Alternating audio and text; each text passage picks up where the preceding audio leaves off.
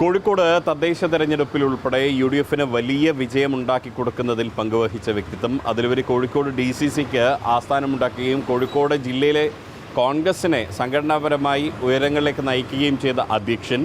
അദ്ദേഹം ഇപ്പോൾ കൊയിലാണ്ടിയിലെ UDF സ്ഥാനാർത്ഥിയാണ്. ഇത്തവണ UDF വലിയ വിജയസാധ്യതയാണ് കൊയിലാണ്ടിയിൽ പങ്കുവയ്ക്കുന്നത്. എന്തായാലും പ്രവീൺ കുമാർ ഇപ്പോൾ കേരള വിഷൻ ന്യൂസിനൊപ്പമുണ്ട്. ആദ്യം തന്നെ എങ്ങനെയാണ് കൊയിലാണ്ടിയിലെ പ്രതീക്ഷ സ്ഥാനാർത്ഥി എന്ന നിലയിൽ? ഈ കൊയിലാണ്ടിയുടെ മണ്ണുമായി എനിക്കുള്ളത് പൊക്കിൾക്കുടി ബന്ധമാണ്. എൻ്റെ ബാല്യവും കൗമാരവുമൊക്കെ ഈ മണ്ണിലായിരുന്നു.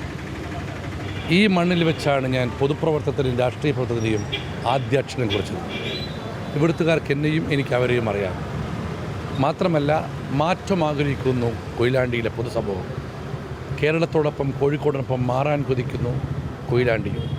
ഈ ഘടകങ്ങളൊക്കെ വെച്ച് ഇത്തവണ കൊയിലാണ്ടി സമ്മാനിക്കുക UDF-ന് ഉജ്ജ്വല വിജയമായിരിക്കും. മറ്റൊരു കാര്യമെന്ന് പറയുന്നത് കേദാസനാണ്, മുൻ MLA ആണ് താങ്കളുടെ എതിരാളി എന്ന് പറയുന്നത്. അത്രയും ഒരു ശക്തനായ എതിരാളി വരുന്നു. മാത്രമല്ല കൊയിലാണ്ടി ഏതാനും കാലങ്ങളായി LDF വിജയിച്ചു വരുന്നൊരു മണ്ഡലം കൂടി. ഇത് വ്യക്തികൾ തമ്മിലുള്ള പോരാട്ടമല്ല, ആശയങ്ങളുടെ പോരാട്ടമാണ്. പിന്നെ എതിരാളി ശക്തനാവുന്നതിലാണ് എനിക്ക് താല്പര്യവും. മത്സരം കൊടുക്കുമല്ലോ. രണ്ട് ആശയങ്ങളിൽ ഏത് വേണമെന്ന് ചിന്തിക്കുന്ന ജനത്തിന് മുമ്പിൽ ഇപ്പോൾ UDF അല്ലാതെ മറ്റൊരു ഓപ്ഷനില്ല. പിന്നെ കുറേ കാലങ്ങളായി LDF ജയിക്കുന്നു. അതിനുശേഷം ഒരുപാട് വെള്ളം ഭാരതത്തിൽ ഒഴുകിപ്പോയി. മാറ്റങ്ങൾ വന്നു കൊയിലാണ്ടിയിലും. ആ മാറ്റം കാണാൻ പോകുന്നു.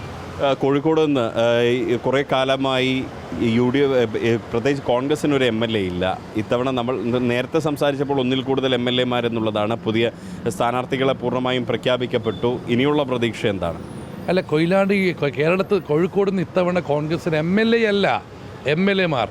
ഞാൻ ലോക്കൽ ബോഡി തെരഞ്ഞെടുപ്പിന് ശേഷം പറയുന്ന കാര്യമുണ്ട്.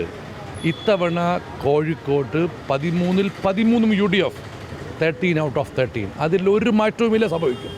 ആത്മവിശ്വാസം ഇപ്പോഴും ഉണ്ട്. ആത്മവിശ്വാസം ഓരോ മിനിറ്റും കൂടിക്കൊണ്ടിരിക്കുന്നു. കൊയിലാണ്ടിയിൽ നിന്നും ഒരു MLA-ക്കപ്പുറം ഒരു UDF അധികാരത്തിൽ വരികയാണെങ്കിൽ ഒരു മന്ത്രിയെ പ്രതീക്ഷ. അയ്യോ ഈശ്വര, ഇവിടെ ജയിക്കട്ടെ, ബാക്കി പിന്നെ.